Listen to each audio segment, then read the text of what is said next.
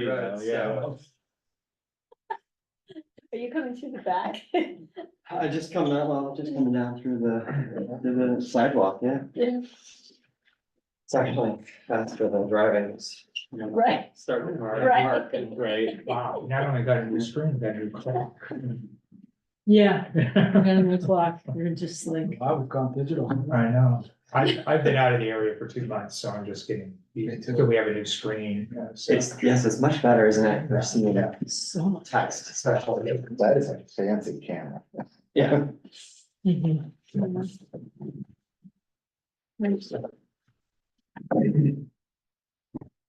So you have a quorum now. All right, great. Kevin, those are good. All right, it is 6:32. I'd like to call to order the Energy Committee meeting for February 28th, 2024. We do have a quorum of members with Maria and Kevin.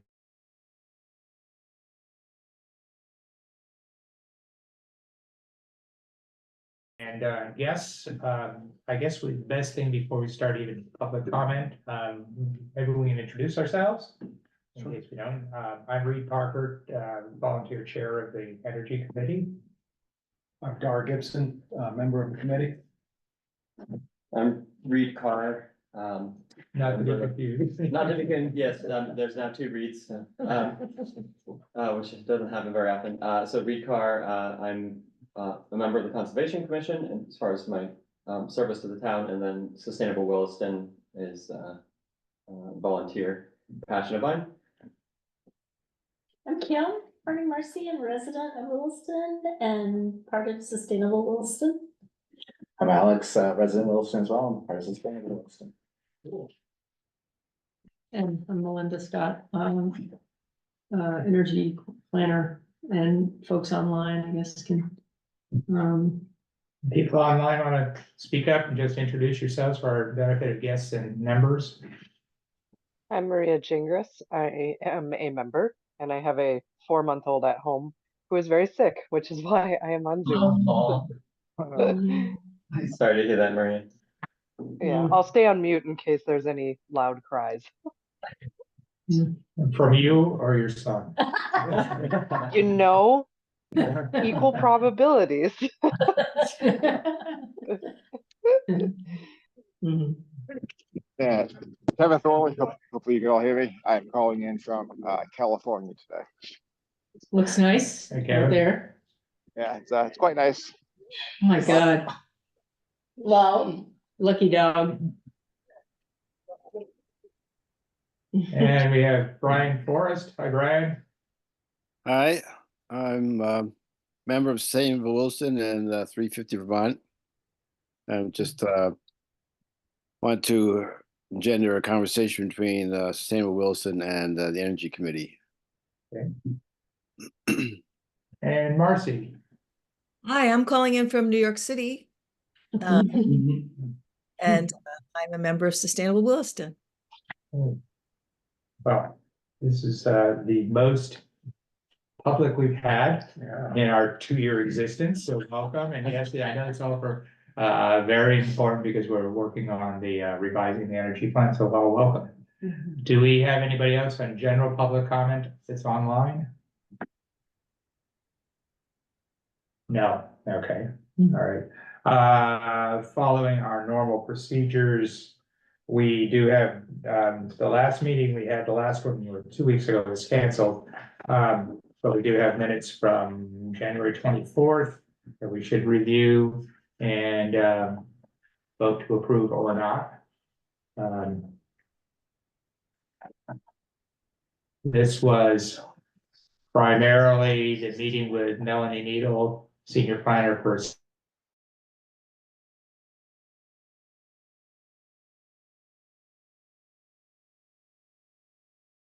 the town and the role she would play with us because she's giving us guidance and they are receiving grant money to help us through that process. They'll pay for her to help us through the process. And so it was a pretty intense discussion. Whoops. Hang on, folks.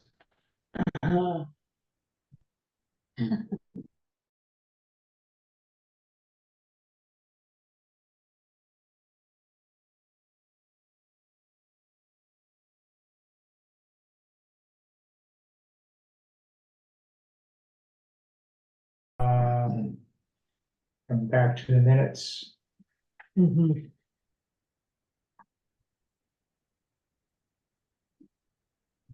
Where were we?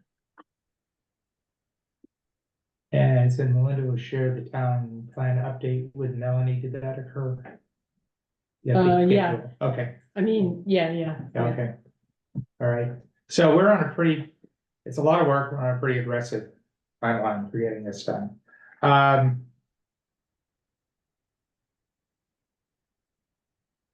We also talked briefly about municipal projects for climate pollution reduction grants, of which I think this is the one for which most of Chittenden County may not be eligible because of our lack of need compared to other populations. Yes. Yeah. We also had now in the past, a workshop on electrification with Veep. And we'll talk briefly about that today. And we talked about our monthly publication in the Living Green section of the Observer, which did happen on the end of February. And so I didn't see anything else to amend on the minute or anything to amend. Does anybody else have comments from the committee? All right, do I have a motion to adopt the minutes as presented for January 24th? I'll make a motion to adopt the minutes. Do I have a second? I'll second the motion. Thank you, Kevin. Okay, we have a motion and a second. All in favor of adopting the minutes of January 24th, 2024 as presented, say aye. Aye. Hi. Aye. All Aye. right.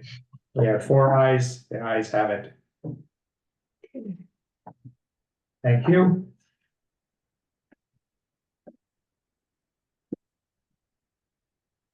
Okay. The next item, right on schedule, the enhanced energy plan update. So there are 2 things. One was the state's guidance on how to do this, but because we already have an energy plan, if you read through these documents, most of them assume the town doesn't have one. So a lot of that didn't apply to us anyway. The one thing you should note is that the guidance has been updated since the last plan, and so there are some elements in there that weren't in there Right. before, namely, a focus on equity. Yes, So which we that's one did, thing. we did discuss Yeah. the last time too. Yes, thank you. Our plan was based on guidelines that the state laid out initially. Right. Okay. Correct. So when we started writing that back in, Brian, when was that? 2018? I think I think it so. was- Yeah, 2018. He and I were on the task force, among other people, and spent a year or more writing the first one based on, again, support from CCRPC and state guidance and how to get a thoughtful plan put together, and that's approved in 2020. So here we are a few years later, trying doing it in conjunction with the town's entire town plan being updated. Where do we want to go, Melinda? Do we want to open the draft and open it up for discussion? Well, you have a number of folks here who'd Yeah. like to, have comments, so, Yeah. it might be good to just Yeah. hear Right. what they have to So we say. have you folks seen either the original plan or the edited plan? I think we've seen, for sure the original plan, and Yeah, we've reviewed that, sort of, as a group and individually looking at different sections. Our comments that we plan to make tonight are fairly general. We just view this as an opportunity to open the discussion.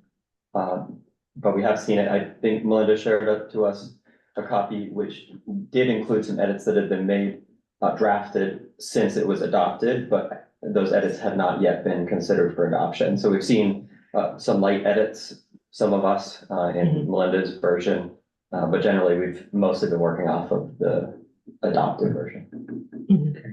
yeah, any edits when they were done as suggestions. We haven't had a Right, meeting yeah. to really go over and probably won't, at least in my mind, adopt the package for a few meetings down the road. Yeah. Because we're trying to get input from folks like you. Mhm.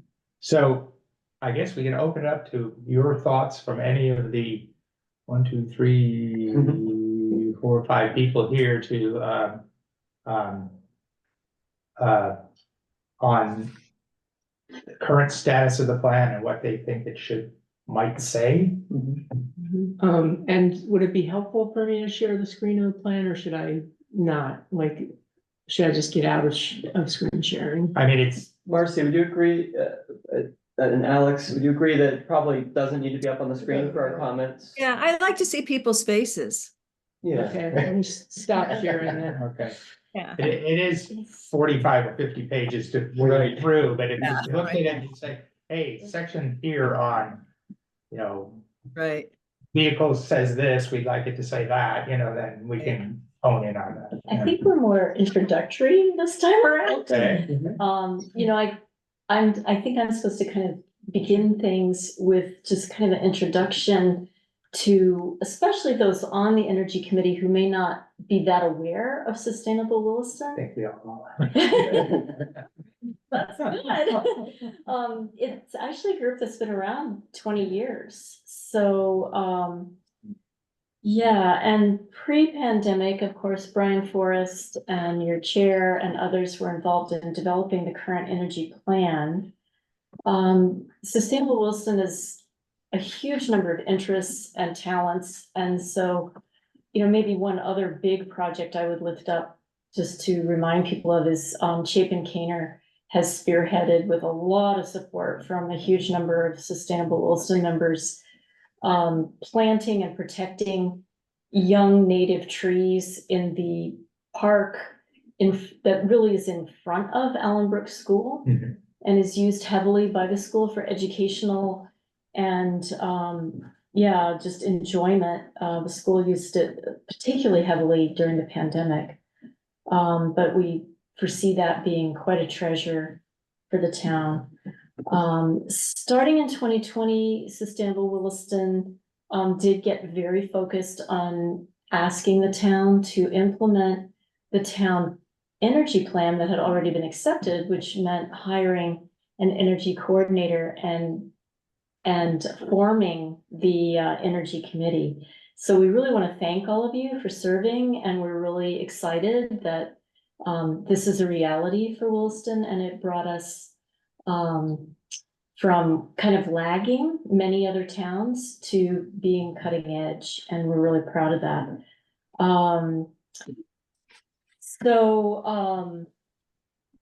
We do indeed have diverse interests and a lot of involvement in various climate fighting and ecological projects. Many of our members are also involved in other environmental groups and do a fair amount of study of environmental issues. And we're just at this point really interested in helping have input on a really positive 8-year plan, especially since the new plan is going to, fold the energy interests and points. There's not going to be a separate energy plan anymore, is our understanding. So we're really interested in it having really strong climate and energy efficiency points, because it has been our experience that what you have in writing really matters. And especially for encouraging citizens and businesses to follow best practices. It's much easier to get folks to cooperate if it's in writing. Yeah. Thank you. Marcy, I think you were gonna go next with your thoughts. Okay, thank you. Let's see, I wrote some things down. And I want to thank you for inviting us to join you. And I was thinking to talk about climate change. I was thinking, well, I don't need to preach to the choir. Then I was like, maybe we do need to preach to, like, we need to preach to ourselves sometimes. Because sometimes we ebb and flow in the energy of our group. And we were kind of in an ebb point, actually. And then we were like, hey, wait a minute. Reed brought up, like, wow, there's a lot of work to do with the town plan, with the energy plan. And so that's why we kind of started meeting and talking about this, and hoping that you would welcome our participation in trying to get really strong pathways. So thinking that it's not a bad idea to preach to ourselves every now and then. There was like some local, I have a local anecdote about climate change that really is like right on our front door. My husband Brant and I like to walk along the Winooski River in Richmond, at the side of the park in town. I don't know if you guys ever do that. And for some reason, we hadn't been there in about a year. And so a few weeks ago, we hardly recognized the trail. Like, there were so many less trees. There was so much erosion just like chopped out of the side of the land. And there were huge areas of sand. And we spread all along the trail, and we're like, wow, did the town like import sand to like shore up the land that was eroding? And then we talked with a guy who was walking his dog, who lived nearby, and he told us that the sand actually came up from the bottom of the river when it flooded in July. And that he told us also that there was a porch on Stone's Throw Pizza that ended up at the far end of the park, like 2 football fields away. And he also told us that the town had offered him a buyout to move because of the flooding. So that was like, wow. That's not climate change. Yeah, right. Pardon, say that again? But it We wasn't have from another, climate change. we have another member of the public, Randall, has joined us. And I don't believe you're part of Sustainable Williston, is that correct, Randall? Yeah, so he's here just as public observation and comment. Oh, I see. Okay, well, we could talk about that another time, and I'd be interested to hear what Randall has to say, but maybe I'll just continue with my comments. Is that okay? Yes. Okay. So in thinking about amending our town plan, so here we are tonight, glad for the opportunity to work with you on putting some bold energy pathways in the town plan. In thinking about amending our town plan, I reached out to South Burlington's Energy Committee and spoke with 2 members who are friends of mine. And it was energizing to hear them talk about all they've accomplished. And some of the things they've accomplished are siting a solar array by the airport that powers their new municipal buildings.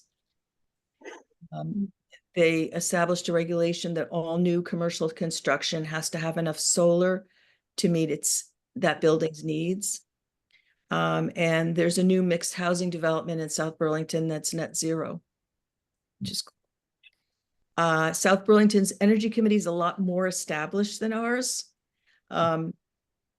They have some helpful structures in place, such as there being every meeting is attended by a city councilor, a staff liaison, and as well as their town's energy manager. So that's cool. I also reached out to Melanie Needle at CCRPC, and she told me there's already a lot of stuff in place in our Williston's energy plan. She knows all about it because she helped write it. And I brought up the issue of biofuels and wood heat, which are sprinkled throughout the energy plan. And I'd like to be part of a conversation about that. And I think Kim Morning, Marcy has a lot to say about that. As for what we'd like to add or strengthen in the plan, I'm hoping that together we can arrive and farther pathways for Williston's energy and heating sources, for buildings, for commercial buildings. And I was thinking, it'd be for me, it's good to like not fear that the developers are going to give us a fight about it, about new regulations. Instead, I'd like to think about it as taking an enlightened and optimistic viewpoint that our developers will eventually be glad for help in finding their way into a more sustainable and economical future. The work of climate change is global, national, statewide, and local. Locally, switching from fossil fuels to renewables, town by town, building by building. And I thought an apt metaphor is when your house is on fire, the first thing you do is shut off the gas. Thank you so much. Thank you, Marcy. Can I say something? Yes, you can, Brian, please. Just a point of information. I went to the minutes and clicked on the draft plan, and apparently you need a password to access the plan. Yes, I found that same thing out. So I maneuver myself back to another. So, yeah, so I think, to answer that, I think I can create like a view, only document for the public. I'd rather not have like hordes of people editing the document and possibly some people who don't have good intentions, editing it. But I would like to make it available for viewing, so I will do that, and as we go through this process, yeah. And just one more thing. I noticed that you had made a request of I think it was the ARPA funds. I think there were some 3 or 4 requests. I wonder if any of those have been approved and as part of the ARPA funds. To my knowledge, no. Let's see. Thank you.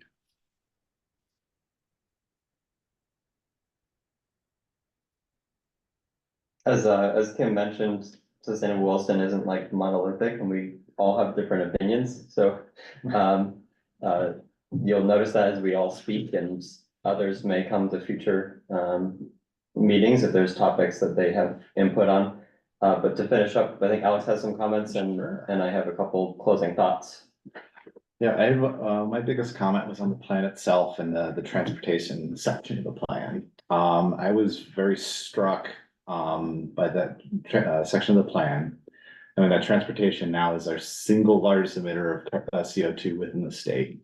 How little it pays service to safe movement of people outside of a personal vehicle.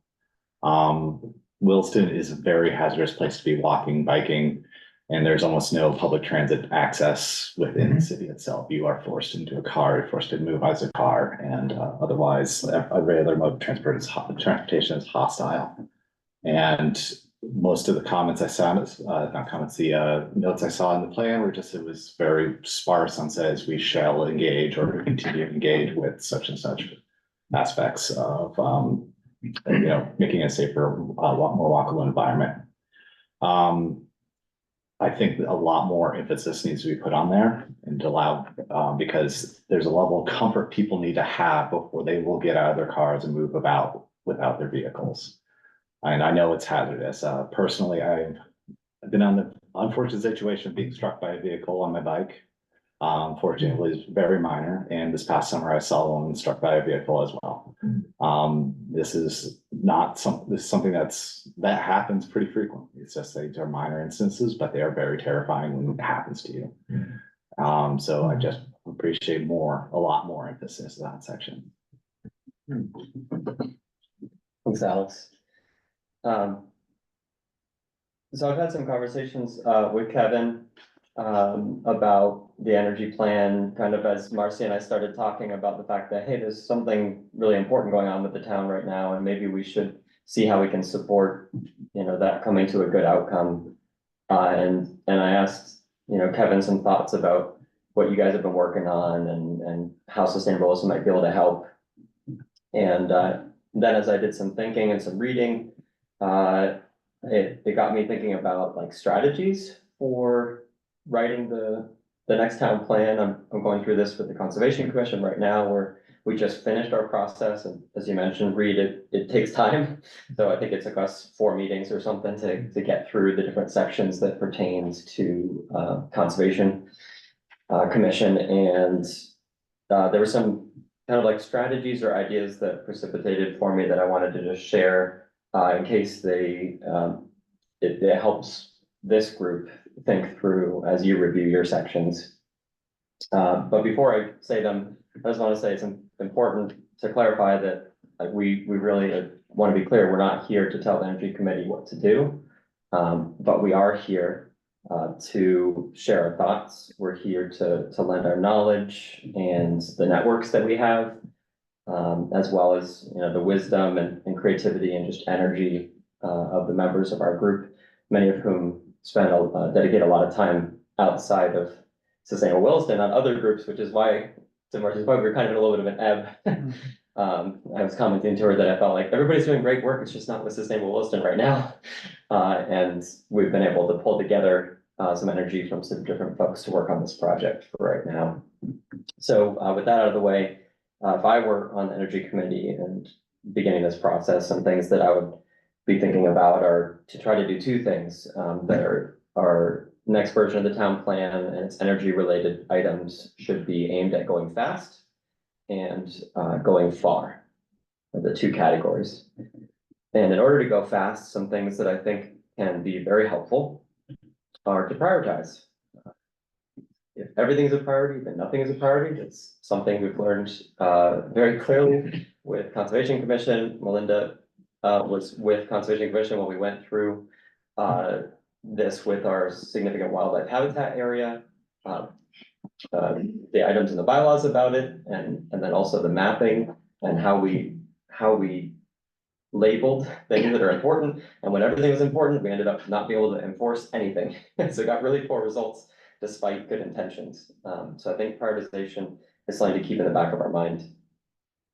Second thing under go fast would be to measure often and to remain agile. So if we don't have a way for not just the Energy Committee, but the town decision makers and also the public to view how we're doing against our energy goals on a regular basis, then it makes it really hard to recognize when we might be taking a wrong turn or falling behind, or to celebrate when we're doing really well. So something like a dashboard that is updated as regularly as possible so that people can really understand at a layman's level, how are we doing against our goals? What are the key goals? What are the stats that tell us, the key metrics that tell us whether we're doing well, we're not sure, we're doing poorly against them. The third item under going fast would be to borrow ideas from other towns. Marcy's found a few really intriguing things from talking with South Burlington. I'm sure many of you have connections with folks who do energy work in other towns, and I'm sure Melinda can make those connections as well. But I think it's many of the things we need to do, we're not the first town to try to do them. And we can go a lot faster if we borrow some of those good ideas and then fill in the gaps in between with what might be unique about Williston and our situation. So that's the go fast section. In the go far section, the things that stuck out to me were this idea of creating systems that lead to good decisions and good outcomes.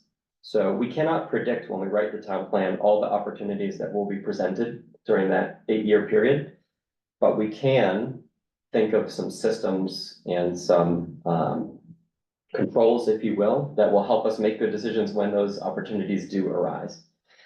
Just a quick example would be like if you put in something that says this type of review is required if doing something other than XYZ, then when unexpected situations come up, that review could catch it and maybe steer it in the right direction earlier. Another item under go far would be to establish reliable funding. And I think this is a challenge we're facing on many fronts with our town. It's a clash between our desire to really have a rich, amazing town, but also keep taxes low. And that clash is happening all the time. And some areas that I have observed what looks like underfunding have included not just energy activities, which is not surprising because it's new to the town, but also conservation, bike ped, improvements, affordable housing, which is also new to the town. So we have all these kind of buckets that don't have well-established traditional funding. And I think that Slime Energy Committee should prioritize is figuring out how do we establish reliable funding streams for the types of projects we know we're going to need to do. And that includes applying for grants as well.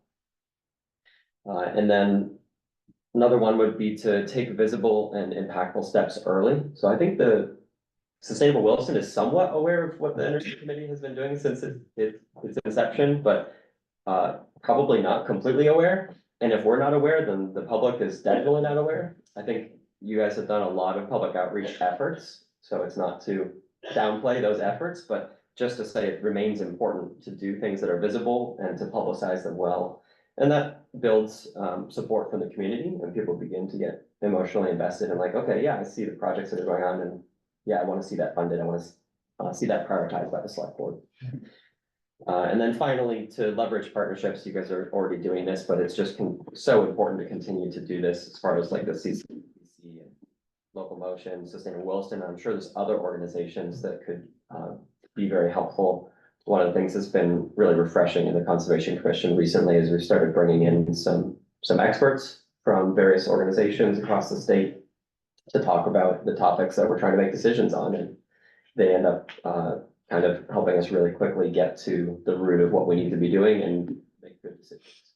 So with that, those are some ideas on how to go fast and how to go far that might help you as you start your process. I think that's all we had to share from Sustainable Williston for tonight. Yeah. I think if the rest of the committee doesn't mind, I'll open my mouth, which I usually do. So when we started several years ago, and Brian Forrest will attest to this, we obviously didn't have an energy committee, which surprised me when I moved to Williston because I came from Essex, which had a very active one. But a group was brought together to say, oh, let's put together a task force, which was about 7 or 8 of us, I guess, and come up with this energy plan, which we thought, well, what does that mean? But a lot of the main goal had to do with obtaining approval for land use. And that was state driven. And so that we get the priority approval of what's the actual renewable energy siting. Yeah, the siting policy. Yeah. And so we built back on that with the state, well, still not having a committee to do anything, and got it through the process. And then, yes, we got a committee going, and then we got approval to hire people. And thank goodness Melinda came along and applied for the position, and we hired her. And so a lot of what has happened in 2 years has been finding our way. Discovering, as you said, that we compete with every other committee and group and public organization for what's important to this town. Because some folks will say, well, energy's kind of nice, but I really want that big pool down the road, because there's a lot of people who are in the Parks and Rec area that would, not the Parks and Rec department so much as favor that over a lot of other things that are going on. And then, so we have worked a lot on public education. It's a lot of things. We're remembering that the 7 of us are all volunteers, just like all the other committees in the town, where Melinda is our, professional staff member. And so a lot of it has been writing articles for the Observer, carrying out energy fairs, this beat one that we had a couple weeks ago at the library. And so it's a slow taking an item and sticking it out there and say, does anybody care? Does anybody attend? You know, and we do talk with a lot of the other energy committees, as members of VCAN, which is a statewide part of the NRC, to all the energy committees can come together, but mostly we do talk to South Burlington a lot. Essex, more and more, and surprisingly, some of the smaller towns like Shelburne and Charlotte have a very active committee who have done a lot of amazing things with a very small group. And so I think we've done a reasonably good job in 2 years of trying to get our feet off the ground, plus some really good successes like the purchase of the solar array on the Public Works Department, which took a consultant coming in here for multiple visits with us. We wrote a recommendation, got to the select board, got to the voting, and it passed. That's a, you know, thing that you could put your fist on and say, yeah, there was a successful item, but it took several weeks of work on our parts to do it. So now we're looking at this plan, realizing that they get dated really fast. You know, what we wrote in 2020 was probably based on 2017 statistics, because that's when we started in 2018. And so much has changed in this world that I agree with all the things that you've said. When you talk about the whole viable biking, walking safe ways, we've started that initiative with your group, you know, and so there will be more conversations along that line. To put stronger language in the plan is probably a very good idea. Yeah. Because that also promotes people thinking about something other than single car driving, single use driving, you know, so thank you very much. We continue to work week by week, thinking, what's the next thing we tackle? Because if you look at other business, the next Living Green article takes a lot of work to write a newspaper article that might be read by a couple people, and I usually. Oh, come on. Well, we base it on how many people send us an email saying I read your article, you know. And the next spring, you know, energy fair, you know, and all along those things, they all take planning, but I appreciate all of your input because it's a lot of work to rewrite this. So I'll ask you, is it true we're gonna fold the whole plan into the town plan, or it's still gonna stand? It will be incorporated into the town plan, but be a separate plan. There will be an energy chapter in the town plan that will really just be an executive summary.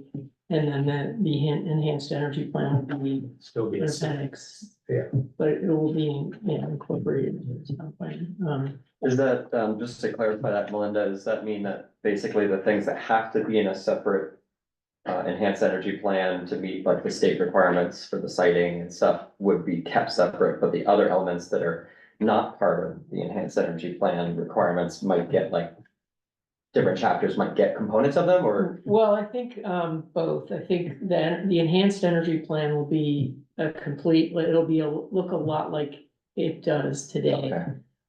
But certainly there's a lot of overlap with other chapters, like the transportation chapter. The, transportation priorities you mentioned will definitely be in the transportation chapter as well as the energy plan. So, yeah, there will be overlap. Okay. One thing I should mention is that today I kind of went through and put right on the front end of the plan, basically what's been done in the last couple of years, just so that. When you're talking about dashboard, success stories of what we have actually done. So I think when you look at that, I think you'll probably be impressed, and I think it's good, to put that right up front, celebrate those milestones, because it can be hard work with relatively little reward. So I think, just recognize your accomplishments and celebrate them, but continue to work hard on accomplishing the goals. One thing also I wanted to mention about measurements and benchmarking is that, I think the Energy Committee would really like to be able to measure progress. Some of those things are hard to measure because, and I just, took a look at, there's a new energy dashboard, much more limited than the last one. But it is like a way of measuring progress, like how many heat pumps have been installed, how many, how much solar do we have in Megawatts town, of solar, yeah. et cetera. And just sort of, as an aside, but an important aside, about 25% of households in Williston now have heat pumps, according to the energy dashboard, which is good. I mean, it's More than good. it's extremely it's good, There's a you know, lot. it's like, it's meeting one of those targets in the energy plan. Doesn't mean, oh, okay, Yeah. great, So that's 75. right. Is there a statewide number to compare it to? Yeah, there is, I believe there's 47,000 and something heat pumps installed in Vermont. I don't know the percentage, I could get that in a Doesn't second, matter, but- just curious. But yeah, I guess Vermont overall has had really high adoption of heat pumps. But anyway, yeah, I would love, sometimes getting that data is hard because it comes from Efficiency Vermont.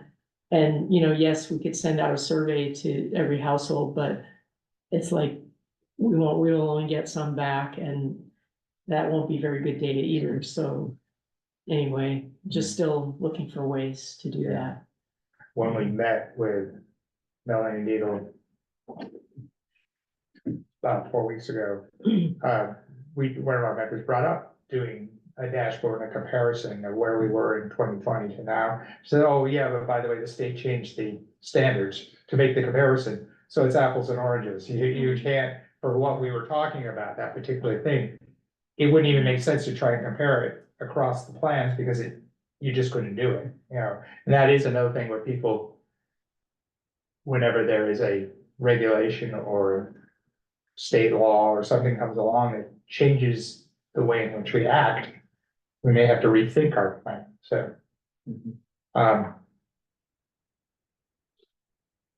Can the plan be amended in the course of the 8 years, or it's locked in for 8 years? It seems like a long time if you can't adjust it. I don't think you really rewrite plans so much as you write it with enough latitude for doing different things, For instance, somebody had already brought up about wood energy, and one of the things I noticed when we started doing this a few weeks ago was there was a big push that we're gonna push for commercial vehicles to use biodiesel. Well, I don't think too many commercial vehicles are going down the biodiesel road right now.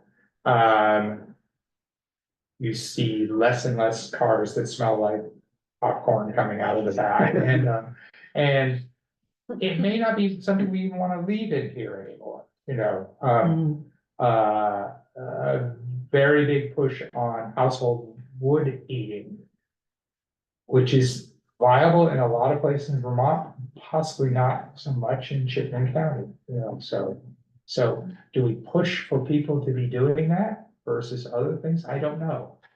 Do we exclude it completely? Probably not, but we have to really rethink what are those priorities. And the other thing for Reed, I'm also on the Catamount committee, so overlap, you're writing a plan, we're writing a plan, they're writing, and all these plans have overlapping interests, all of which you think about, whether it's conservation or Catamount, have impacts on what we're planning here in terms of the environment, and how we're trying to reduce the effects of climate change.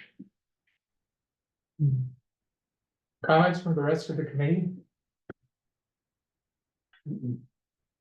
Kevin or Maria? Nope, good here, thank you. Yeah, Eric. I have an additional question, but I just wanted, I didn't know if Randall had comment on this topic. I didn't want to go again if he hasn't had a chance to go. Randall, you're also invited as a member of the public to comment on the processes we're going through right now. I appreciate that, and I'm Randall from Williston. I've lived in Williston my entire life, and I'm a proud Vermonter. And I just kind of seeing what you guys are about. I saw you guys in the front porch forum, and just seeing what you guys are doing. I got a couple questions. Is there any electricians in this committee? Maria Jingers works in the electrical distribution industry. So she is a member of our committee. Oh, that's cool. How about anybody that's like really fluent in stored power, batteries, or anything? That's probably Maria also. No. Yeah. I have a little Only, experience in that. only in, not on the technical side, but on the, how they're being integrated into the electric grid side. Yeah, I've got some experience in that space as well, specifically on the EV battery side, but it's ultimately the same batteries in most cases. We've All right. also, So I go ahead. I'm sorry. no, go right ahead, please. So I was just kind of seeing what you guys were about and seeing if the expertise that was available. I mean, you guys are making decisions, making recommendations that affect me, in my household in the town of Williston. So I just kind of wanted to see what you guys are all about and see. I disagree with a lot of the recommendations that you're making. I move heavy things for a living, and I drive big trucks, and I use fuel, and I don't see the recommendations or the solutions helping anything that I do, or even close to coming in. And I don't see, I see lots of things that are people have, they see an end goal, but they don't know how to get there. And I see decisions being made towards the end goal with no great solutions on getting to that goal post. And so I just kind of wanted to see what you guys are about. And I am an electrician by trade, and I am very well versed in lithium and conventional types of batteries. And I know lots about electrical grids. And I think some of the laws that have been made in the state of Vermont are unachievable. And if we do achieve them, it's going to change every one of our lifestyles and not for the better. I think that we need to focus on third world countries and producers like China and our commerce with them. And if you guys want to change or bring down, CO2 carbon emissions and things like that, then that's where it should start. Because really, Vermont's not really a contributor. I mean, we're such a small little thumbnail on the global standpoint that I think that changing us isn't even going to make a difference. And if we're changing our lifestyles and making it more expensive to live here, we're not doing our citizens any justice at all. We're actually hurting them, where we could focus our attentions in other places like China and not buying things from China and bringing them over here and doing it a different way. We still sell coal to China. That's why I was kind of here and listening and seeing if you guys did have some experts that were contributing to the plans that you guys are making that will directly affect me and my family. That's what I'm here for. Okay. Thank you very much. Appreciate your input. Thank you for the opportunity. Is now a good time, Reed, to ask my follow-up question? Yes, please. So, we have been brainstorming with Sustainable Williston some specific pathways to suggest that might help, at least for the old goals. I know the goals are currently being revised, so we felt like this was probably not the time to start bringing up more specific, like pathway items for consideration by the Energy Committee. But we have been kind of beginning to amass a list of suggestions, and I think the most likely way that we would be able to bring those, since we're unlikely to have like 5 people available to join every meeting, is more likely to just say, we're here. We'll try to have a presence where we can, and to make sure to reach out and let us know if there's an area of the plan that you're specifically going to be working on. Let us know, hey, at the next meeting, we're going to be focused on this area. And if there are people from our group who have expertise or who have passion about it, then they can focus their energy on the areas where that would be helpful. And so my question was just, I'm guessing you're going to have multiple meetings where you're going to be working on this. And then there probably are also going to be other meetings, since there's so much crossover, like for instance, between transportation and transportation energy usage. With like planning commission members who are thinking about the transportation aspect. So how are you gonna be working with the planning commission members and just are there any other ways that we can contribute other than listening for the topics you're talking about and sending people that might be able to contribute? Yeah, so because the energy plan is kind of working on a separate but incorporated document, I kind of foresee the energy committee spending a bunch of meetings, just sort of going through the plan, and it sounds like it would be easier to from yours and other members of the public's perspective, if we could kind of decide what topics we're gonna focus on for each meeting, rather than kind of have it be like all over the place. Do you think that makes sense, or? It probably is, because the plan is big, you know. I would think also that if you have formulated remember, the plan was written by 8 volunteers, you know, Yeah. with a little bit of input from CCRPC and a few other folks, but our own research, our own readings. And so again, it's a bunch of volunteers revising the plan with one professional planner with us, Melinda. And if you have sections that you want to put in writing and say, we think it might be useful to have more emphasis here or less here, please just draft that out and send it to us. Yeah. Because then if we are starting to work on, transportation energy, we can say, oh, look at that, this group contributed, 3 paragraphs on that. Let's see what that's something we want to adopt. And should we invite them in to have a discussion on that, I would be happy to share written. But if anything you have for written comments helps us,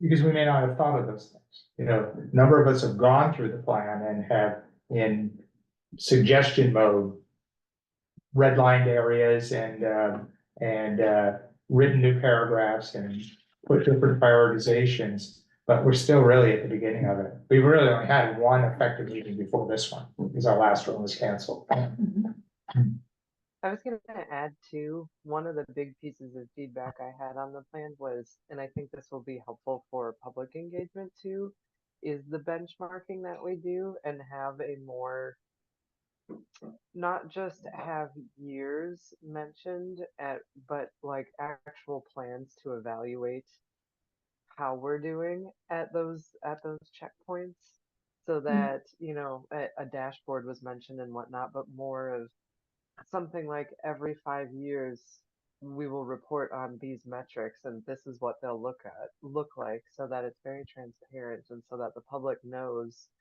kind of what we're tracking.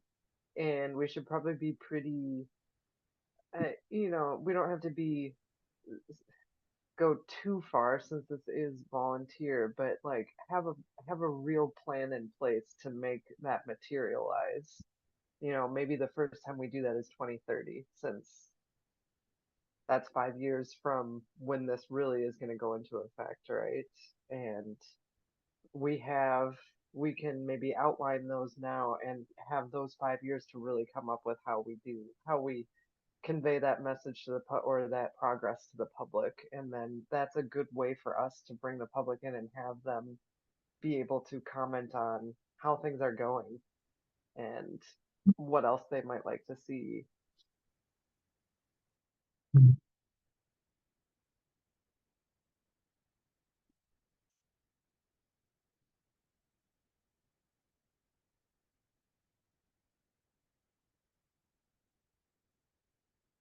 Busily writing notes. Yes. I always feel bad as a virtual person when I step in and talk and then nobody talks afterward, because I feel like I interrupted the flow in person. Maria, you've been on mute this whole time. I'm Kidding. It wouldn't be the first time that happened to me, though. We always say our most brilliant things when we're on mute. True. I'm going to tell that to my boss next time. Oh, I said so many brilliant things. You just didn't know. Flash in the pan, it's gone now. Yeah, it is. You're only successful, your successes do need to be publicized. Yeah, in any type of committee, anything that you're doing for the public in a town, and that measurement piece is difficult. There,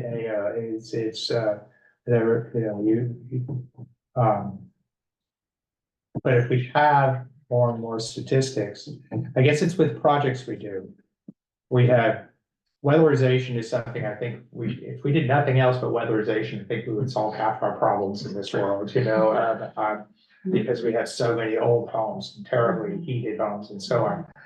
And if you could do something significant and measure that and say, yes, this year we've helped 30 households and next year 60 households, then it's something that people could stand up and understand, or see and understand what we were doing.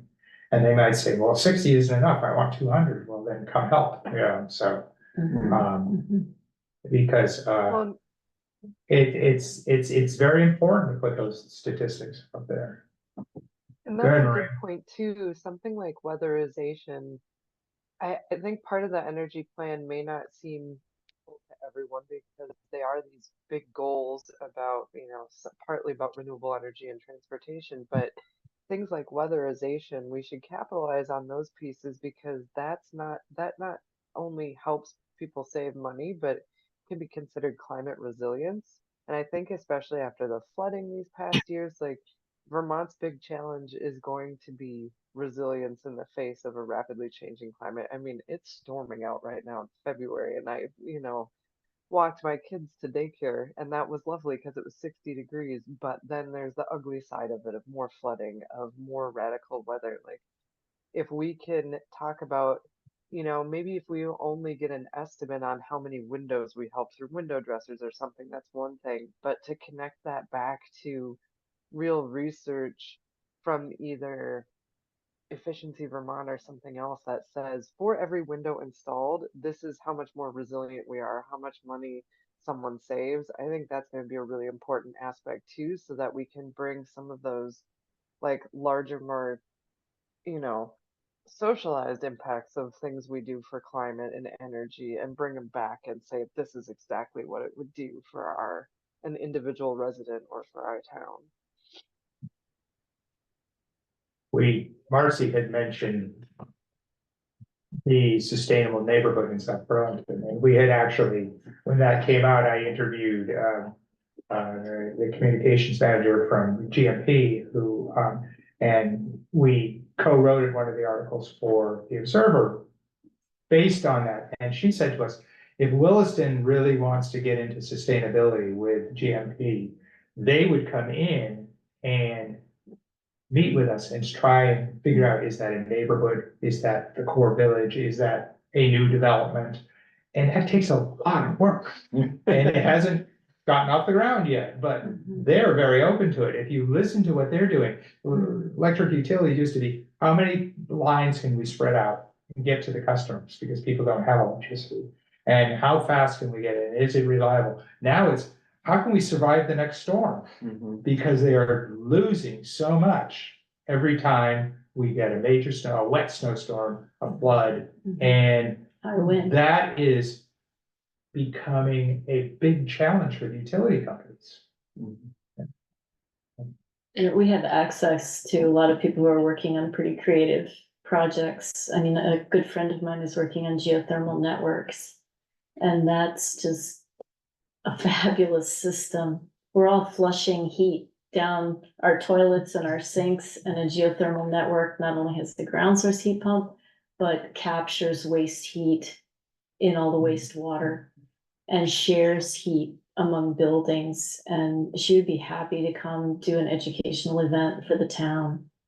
It's pretty exciting stuff.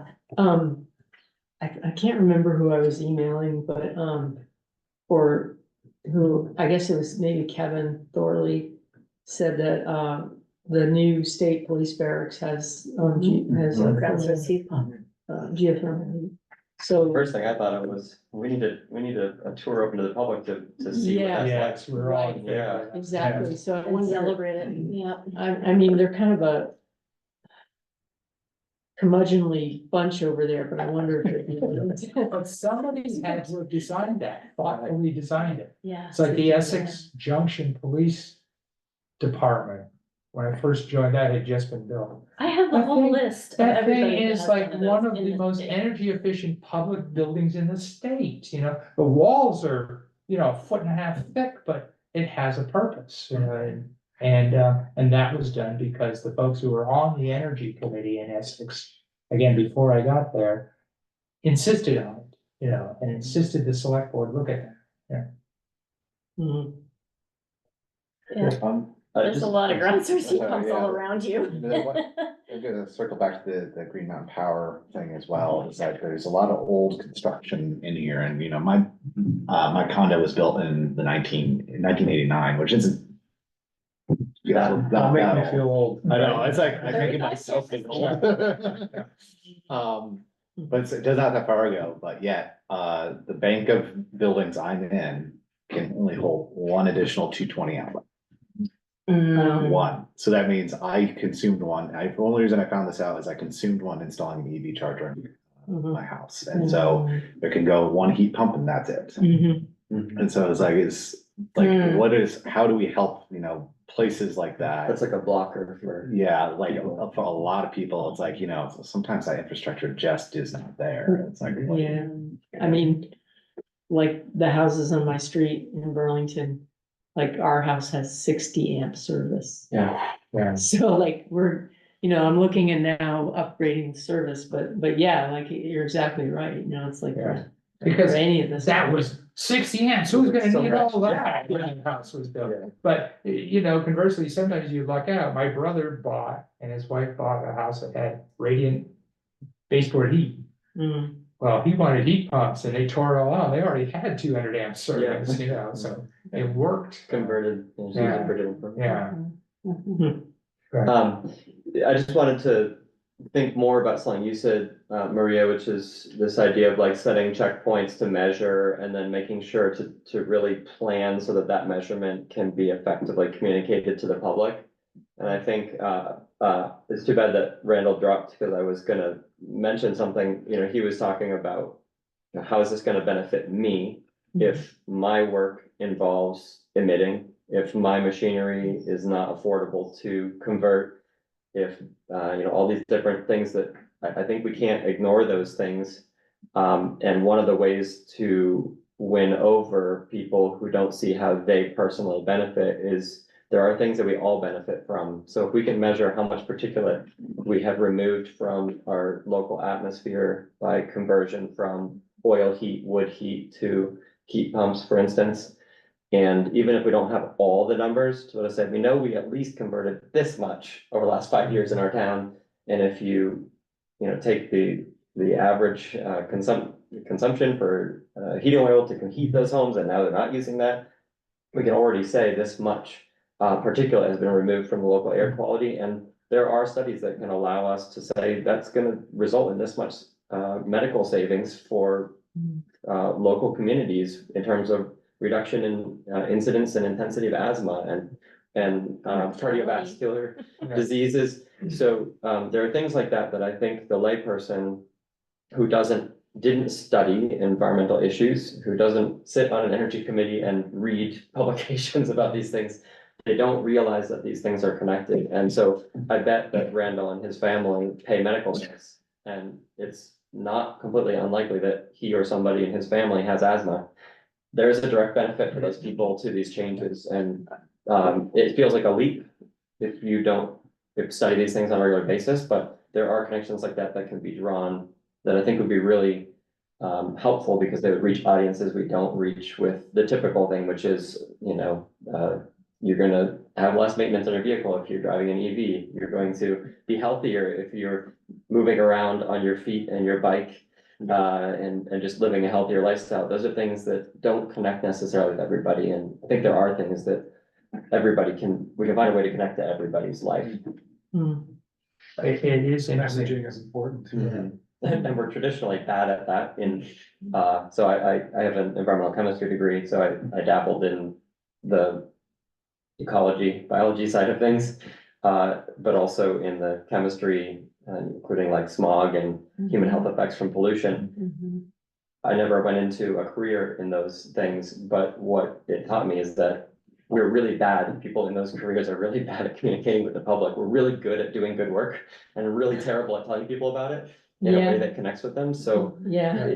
we just have to invest more in finding people who can tell stories, because stories is what people connect with. So Mm. you need people who can tell stories about why their life is going to be better because of what we are doing. Mm. It is interesting because I just spent the last two months down in South Carolina to get out of the cold. So, Mhm. but the thing that hit me was pine pollen. And the first thing on the TV station down there, because we were near Savannah, was climate change has advanced pollen season in the deep south by 2 months. So here I am in January choking as clouds of pine pollen are going by that aren't supposed to be there till March. You know, Mhm. and they said, it came right out and said, this is climate change. Wow. Yeah, and that's doing this, it's affecting the weather down there. And now you see health problems, so I'm sitting there wheezing away with pine pollen when I didn't expect it, you know. And that's money for Yeah. prevention and also for treating illness due to Mhm. asthma issues anyway. I'm sorry, I just want to break in and say I need to leave. And I couldn't figure out how to do that in the chat discreetly, so I just want to. No, it's like, Thank it's everybody. right, thank you, Mark. Bye, Marcy. I hope Thank to you. Thank you. see you, Marcy. you into the future. Okay. Yeah. You guys have something probably every committee in the town would love to have. You have your green page in the Observer. You know, if you have a list of all your achievements, don't just put it in a town report, put it bullet points in your. Next Living Green article. Yeah. Yeah, what is your energy committee done in the last 2 years? Please Yeah. put that in. I didn't know you were behind the purchase of the solar panels for the, Yeah. so that just because you know it and you assume people know it, we don't. Mm. I write a blog every month. So, yeah, it's a lot, but you have access to really telling stories and promoting what you're doing. I might almost suggest not putting it in the green section, because some people might not be likely to read that section who should be hearing it, so you might Yeah. wanna consider. Well, putting you can do it like, separately. we work closely with Jason Yeah. Starr, and so, he invited us to start writing for the Living Green section, and we have done it consistently for year and a half now, so. I think it's working. And you'll notice like Ethan Tapper does the benefits, conservation and catamount, and he writes all the time. I really like his writing style, shows up to that. And but you also have then the public input letter to the editor side, that you can utilize that as information, Yeah. Yeah, and I appreciate you saying just like how, difficult it is to get a good messaging, out there, and especially for us like nerds who, aren't used to doing that or have the skills or creativity to do that. And that's something that I really feel like I need help with, just that messaging and like, making things like infographics or just things that are really engaging and sort of capture people's attention. So I'd welcome any assistance in that. I know Marcy had to leave. Yeah. And But if Marcy, she were here, she would have said that, she is a graphic designer and, She's a good writer too. Yeah. well, she will try to make the case that she doesn't really know enough about the content to feel confident, like writing the content. But taking the content and putting it in a format that is more easily digested or more visually attractive is something that she's good at. And I say that mostly not to say that you should use Marcy, although she's amazing and she helped us create the logo for the Wild About Williston event, conservation event we did recently, which came out wonderfully and is on the town website. But there are people like that in our community, many of whom would be willing to dedicate time to things like this. So it would not be completely out of the question, I think, to just put an ask out to the community and say the Energy Committee is, they're doing a lot of great work and we're looking for people with expertise in the community to help us tell that story. If you are a writer, if you are a graphic designer and you'd be interested in helping us. Yeah. There's a gentleman who's currently making a beaver film. He makes documentaries. And he's making this one, not because he's being paid to do it, but because he thinks it's an important part of Williston. We have a lot of beaver activity and interaction with humans going on recently. And so he's decided he's gonna make a beaver documentary, and it's hopefully gonna be on PBS and public access and all these different fronts. And it's not something that the Conservation Commission asked him to do, but we are definitely gonna be supporting his work because it's something that's hard for us to, Helps, Jim Helps Okay. is the videography he did. He and a friend who has a drone have been taking drone footage over time of the Allen Brook and documenting the changes as a result of beaver activity and interactions with humans. And he's going to use that footage, but we also use some of that footage at our Wild Wild Williston event. With his permission, and those type of partnerships with local creators could really help do a good job telling the story. Yeah, thanks. Yeah. I feel like we drew you, drained a lot of your time to actually discuss the energy. No. This is actually It's really helpful. extremely helpful. What we're doing. Yeah. Because if we can get enough thoughts and input from, you've just basically doubled the size of our committee almost by having 5 years show up. There's 7 of us permanent members, and with input from that 12 people, it makes our job easier to say, oh, hey, there's a good idea right there. And you talk about funding. We have talked with South Burlington because of revolving loan fund. Yeah. It's something Brian was promoting when the energy plan first came. It's actually in the plan about funding. It's something the town hasn't done yet, but you have to find that.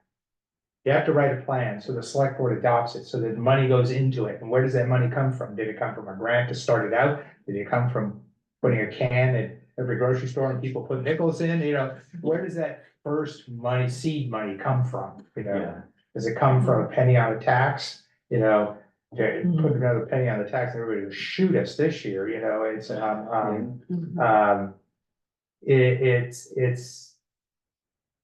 It's difficult to get those off the ground. So a lot of what we've done, as you know, like the conservation, we don't have any money. We don't have a budget per se. Not a huge, I don't think we have one at all, do we? No, just like a couple of small grants. Yeah. And even if you have a pathway to get money, so a good example is the Environmental Reserve Fund that the Conservation Commission oversees. We have been asking for money every year. We've tried going and making presentations. We've had a slide deck. We've had memos. We've had letters of support from the Planning Commission. We've had everything, and we can't get more than half of what we asked for. And what we're asking for is not a number that we are just, we'd like $100,000 this year. We have done careful, methodical work to study what we think the targets should be for Williston and how much conservation work is required to get there over a reasonable time frame. And then we backed into that and said, assuming we get 50% from grants that we usually do, and partnerships, what's left? And that's what we're asking for. And we're getting less than half of that. So it's a really fiscally challenging environment. And I can't stress enough how important it is to get that seed money early so that you then can get projects that pay for themselves and roll funds into future projects. How does South Burlington get theirs? They just, I think They're bigger. not only that, but they just have not only a good energy committee, but a select board that believes in it. And a town and a council and their citizens that believe in it. And they got, I just think they just got a lot of good support. The building of that whole downtown area that didn't exist before, because South Burlington didn't have a downtown. it just took a lot of future thought on people's part to say, how do we build this from the ground up? And we're, and you know, in our planning commission and with citizen input have done a lot with consolidating growth in tap corners. So not everybody likes it. I live in the middle of it, you know, but I go, yeah, and I'm comfortable there. Yeah. Reed, I think we should also call out that South Burlington has a revolving fund that they use to finance this, and they bootstrap that off of their, was it like a landfill solar array, the money that they produce out of that. So they have a fund, and this is one of the things that Reed and I discussed and put into the Sustainable Williston recommendations, but establishing a revolving loan fund, a revolving energy fund, I guess, for Williston would be one way to fund these projects, and do so in a, I think, ultimately budget neutral way. And not to say we should do that to the exclusion of other funding mechanisms, but that's one way, and that's what South Burlington has been doing. I mean, to some extent, that's kind of an internal accounting mechanism. I mean, it would still need adoption by the, you know, by the town, but like you already have these investments, like there's the 2 solar arrays that will eventually start, you know, net positive money. So you keep track of that and you account for that, and It's a policy. the town agrees to put that money back into new investments. Well, I actually think there's a lot of people in town who would be very supportive if, you know, if they're approached by people who know them, and most people care about what's going on. And the summer was quite shocking to most Vermonters. I mean, even those of us who are reading nonstop about climate change. So, you know, we're in a crisis and people want to do something. And I think we can find that you have enough support, but it takes work communicating and getting them to show up at the select board. And I mean, I don't know, dare I say, it may take some members of the community stepping up and running for select board. Yeah. Yeah. In the interim, one of the, I mean, that is something Sustainable Williston talks about, and it's one of the topics that Marcy and I have been throwing around, that we need to think about the type of leadership we want to elect in the future that will remove some of the roadblocks to the good work that committees like this are trying to do. But in the short term, one of the things I was really impressed about the concept of having somebody from the city council or select board attending energy committee meetings, even if it's not every energy committee meeting, but maybe there's somebody on the select board that could be invited to say, hey, we think that the work that we're doing is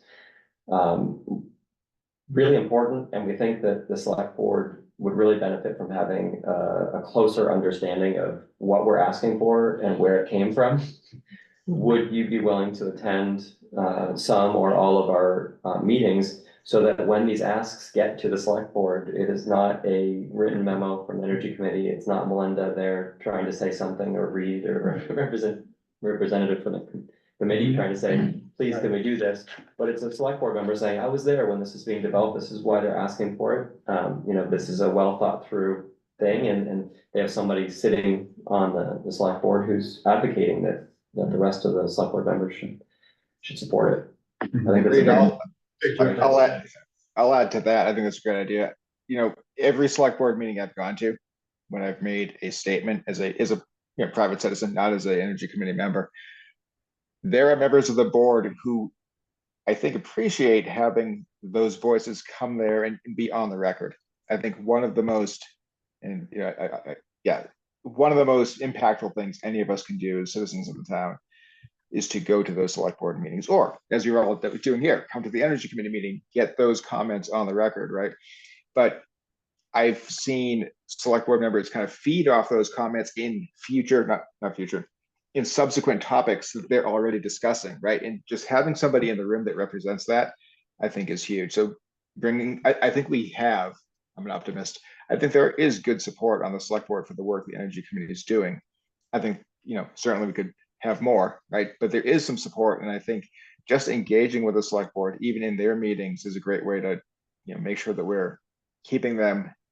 I go back to, was it 2021, I think, when a lot of us went to a lot of select board meetings specifically to get this committee up and running. And at one point, Ted just started making jokes about, oh, they're here again, right? Like, you want to be part of that system, right? And I think getting to those meetings is also incredibly important for all of us. Yep. And Melinda, I want to throw, I was sorry, I couldn't chime in when Randall had finished talking. I think there is an intersection that we need to explore at some point. We know that within the state, we have not nearly enough people to do the work, whether it be electricians, HVAC experts, weatherization experts. We've heard this again and again. It's not just in the state, it's a national problem right now. Even if we threw all the money in the world, there are not enough people to do the work. So we have that aspect of it, like that fact, right? And then the other side, there are people in those trades who don't have an understanding of the capabilities of the things we're talking about, right? I was in a conversation 2 weeks ago with someone in the HVAC space that lives in Williston, stating that a heat pump cannot work to get a Williston house through the winter. Oh, wow. I mean, personally speaking, I'm on my 5th winter. We haven't had anything but heat pumps for 5 winters. I haven't frozen to death. I'm still here. So they work. But so I think, kind of looking at those two intersections, I don't know what, if anything, the Energy Committee can do in that space. But I feel like there is something that we might want to consider putting into the plan that focuses not on the individuals in Williston, but on helping people in the HVAC, electrical, weatherization space. I don't know how we do that, but I'd like that to be a topic that we get into. It sparks something for me, Kevin, which is not only do you need our jobs going to be created in these fields, but you're going to need people to train them. So also engaging Williston's businesses to say, in addition to working on HVAC systems or being an electrician or this or that, keep in mind that we're going to need people to train to train the next generation of workers, whether that's vocational classes, partnerships with the technical college, et cetera. They've geared all that up.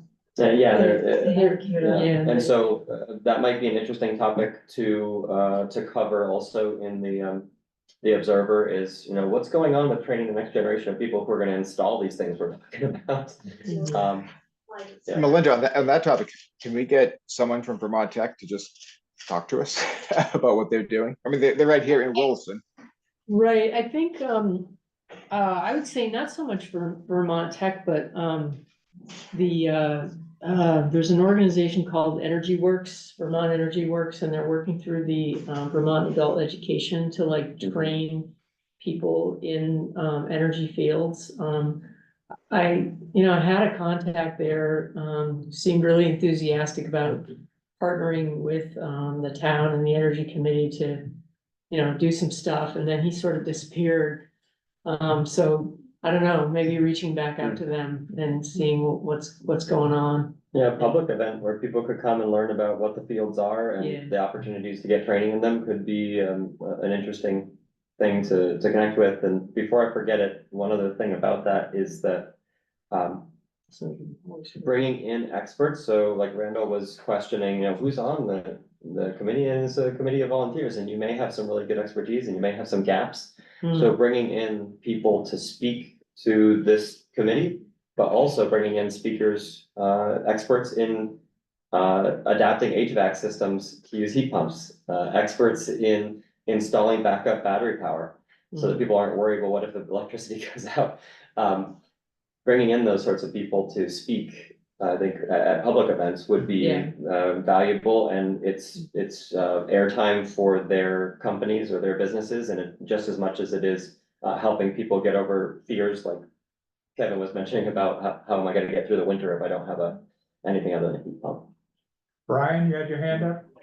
Yeah, there's also the Northland Job Corps Center over Virgins that train people, and there are a lot of trades there that are probably under or overlooked. And I think that's a resource that we could look to see if we can't get some training in the environmental field.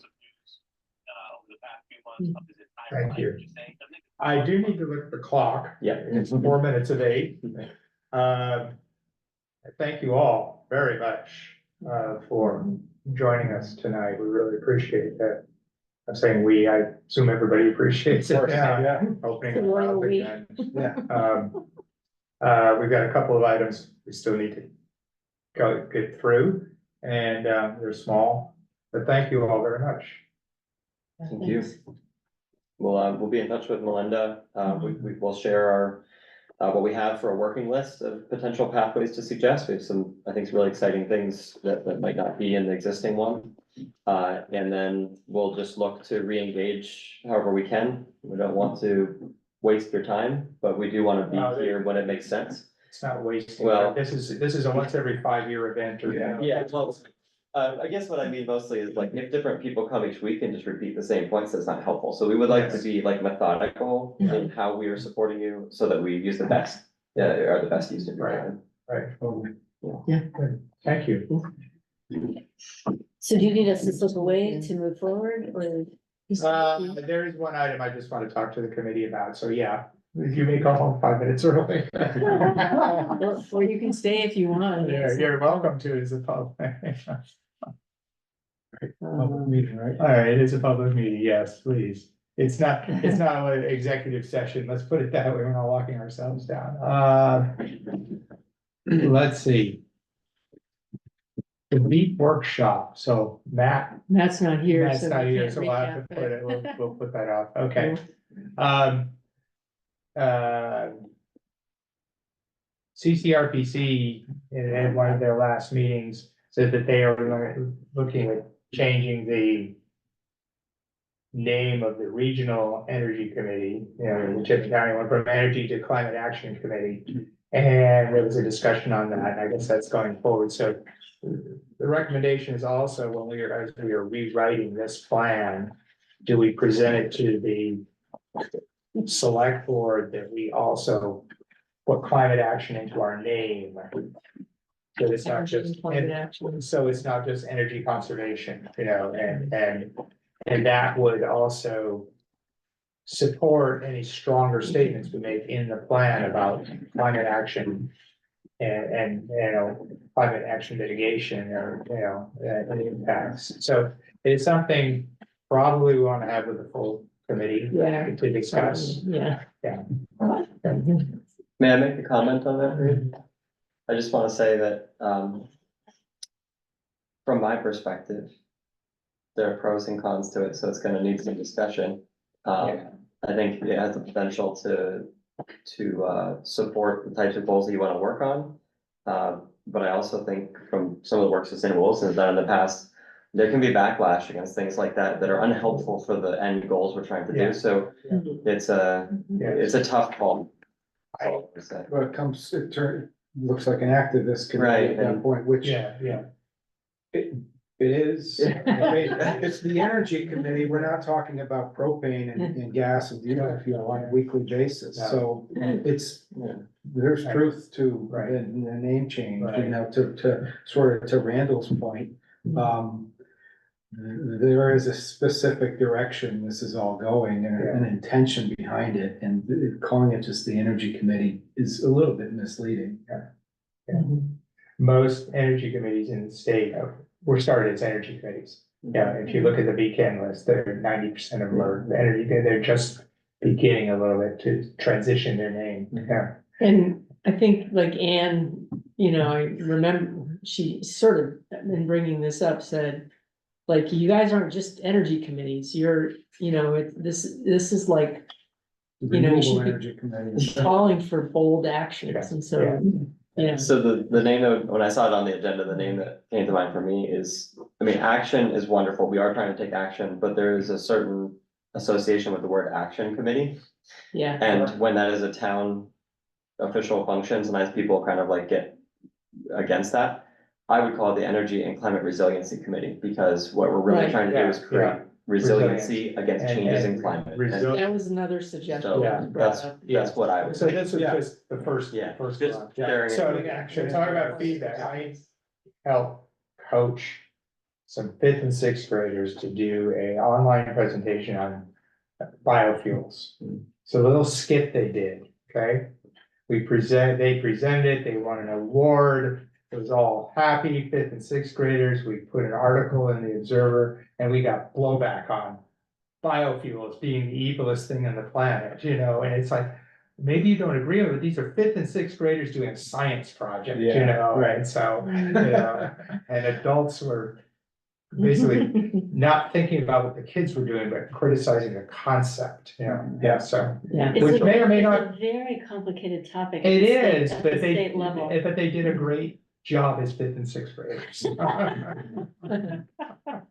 So yes, you get feedback when you don't expect it. Yeah. Mhm. Yeah. Well, all the best. Thank We'll you. be back. Thank you. Yeah. Yeah. Give I us, probably give won't. us topics. I probably personally won't be back a lot, partly because I'm already working on it. Plan, for Conservation Commission and many other things. No, but But written input, thank you for your yeah, welcoming yeah. us Thank you. today, and you'll see faces from Sustainable Williston throughout wherever we can help. Great, Cool. Have a good night. you too. So not on the agenda, but Randall, who I'm glad he attended, actually wrote to us. Right. As a result of, I'm not sure the article, but he wrote to, I think as a result of the mention of Climate Action Committee. and he was definitely Ironically. an anti-climate person. Not that he doesn't want the earth to be polluted, he doesn't believe in what we're doing. So Melinda sent it to me. I had drafted a response, which I don't know if you had time to look. I looked at it, No, yeah. no, it's, and I think I want to change it a little bit in the light that he attended Mhm. tonight before I write back to him. I didn't lambaste him. I just tried to, he didn't understand where we were, who we were, what our goals were. And then I did some research on why it's hard to convince people that there is a climate issue in this planet. And so I try to put together a couple of paragraphs there. And so I want a thoughtful response, and I'm glad he attended because he went from yelling, "That's not climate change," when Marcy was talking about Mhm. the flood in Richmond, to having more of a discussion, Yeah. so, Mhm. he does, he lives here in town, so. Absolutely valid, Yeah. voice and Yeah. good for him to make comments. Yeah. Yep. So we have on that, and the next thing, briefly, we've had already 2 successful Living Green articles this year. Thanks Well to done. Kevin Batson and Melinda here. Mhm. And so we need a topic for March. Good thing is February, it's still only February, so, it would come out first Thursday. One thought that came to mind, since I wrote a very basic article about heat pumps, is sort of a heat pumps too, like sort of expounding on that a little bit more, and I don't know what, but Follow up, deeper yeah, dive. maybe a deeper dive if anybody wants to, who is a little more knowledgeable than us on that topic. The other one I was thinking of, although I have to go attend it, is I was invited to Husky. Oh, yeah. In Milton to see how they are, because I had written the article on reducing plastic use in Mhm. December.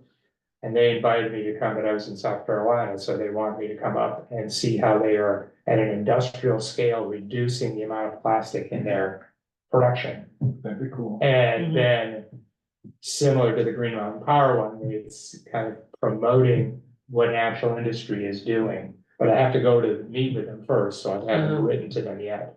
So the March article comes out the 28th. So it would need to be completely finished and in my hands, whichever else writes it by the 23rd. Yeah. So it does give us, 3.5 weeks, so we've got time. Mm.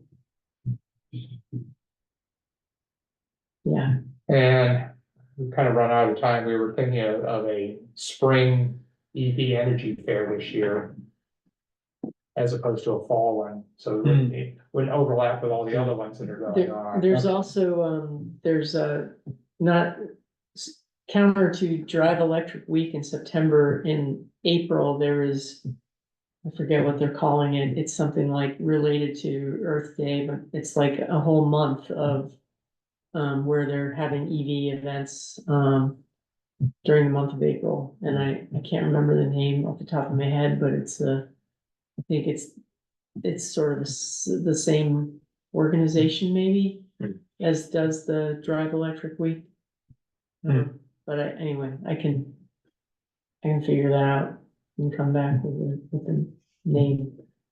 Well, Yeah, April, anyway. that's 6 weeks. Go ahead, away. Kevin. Yeah. Did anyone attend the South Burlington EV information night that they did? I think it was 2 Mondays ago, or from everything I heard, it was really well done. It does get me thinking about. So first of all, I'm totally in for helping to plan / lead the planning for another EV event in the spring. We can do it in April. It's a short amount of time, but I'm sure we can pull it off. I really like the way the South Burlington's going with their, I want to call them more classroom sessions, right? Where they bring people in, right? And they can do some of this education. They bring experts in to help. And maybe that's something we want to consider as well. We did the one session with Veep, and I guess we'll talk about that with Matt at the next meeting. But whether it's an EV fair like we've done in the past, or maybe a couple sessions at the library where we can bring in information and kind of get into the nuts and bolts of it, right? There's a lot more EVs on the road today. I think people can get out there and see them. That's still a service we can provide, but I think there's still a lot of questions that we might be able to answer more. I'll keep calling it a classroom setting, right? That and any topic, like it was suggested today, already bring in experts, to presentation. Most, local companies, there's a lot of solar companies that send me lots of information all the time. We can ask if they want to do an actual talk on it, or weatherization, or, heat pumps, or, maybe a new approach to how we do things. And it might be like, instead of like a sort of a more massive, EV, energy fair, it might be a lighter lift if you do like sort of smaller events, like in a library setting or something like that, on more specific topics and bring in experts for those. The feedback I got from South Burlington when they did their big energy fair / seminars / food trucks was that the seminars lost. Right. Yeah, and people didn't get the attendance that they thought they were going to get. Yeah. Too many other distractions. Yeah.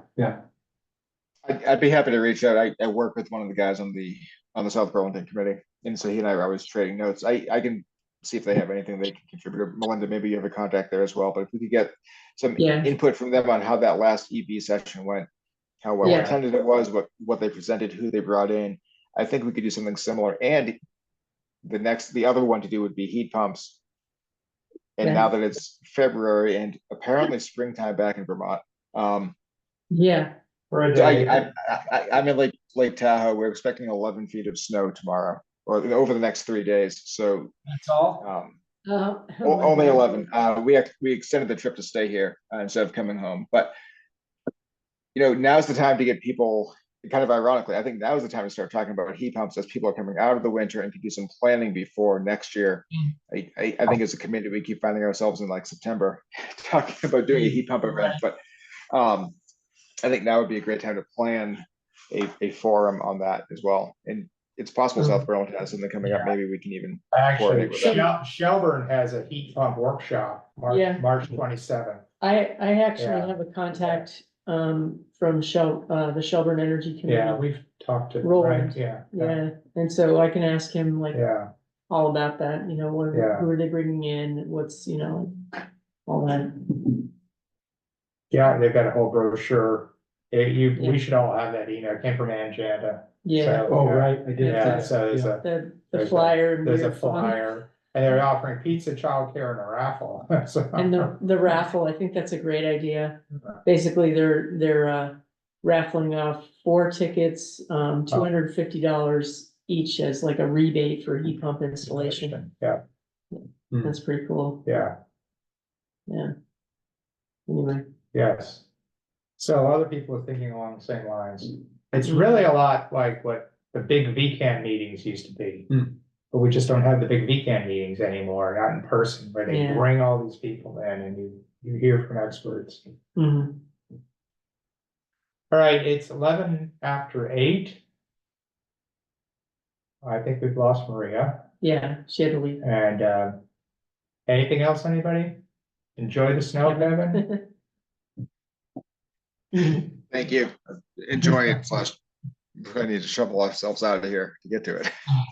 All right, I guess we are adjourned. Thank All you. right. All right, thank you. Good night. See ya. It was interesting being in South Carolina. I drove through